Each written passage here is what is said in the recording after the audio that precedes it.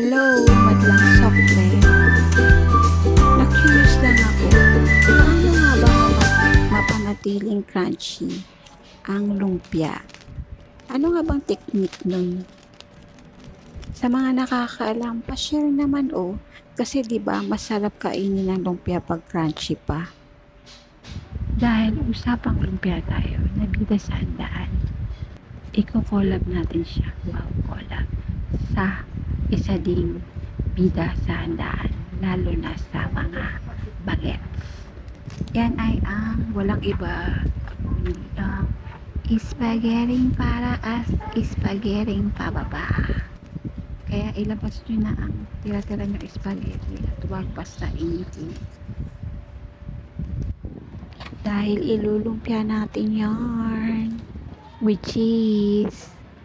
Siguro alam naman nyo kung paano magbalot sa lumpia, right? Ganun lang din yung gagawin. Kung maraming cheese, siyempre dagdagan nyo ng maraming cheese para mas masarap. Yung ginawa ko 8 pieces lang dahil late na naisip kong ilumpia siya. Kaya yan lang, kukunti lang siya. At yung cheese na ginamit ko, tira din niya sa spaghetti. Painitin nyo lang yung kawali, tapos iprito nyo lang siya hanggang sa mag-golden brown both side.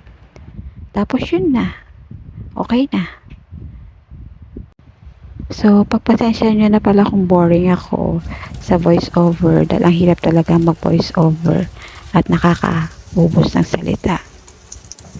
At sa mga hindi pa nakaka-follow at subscribe, please follow and subscribe. Thank you for watching.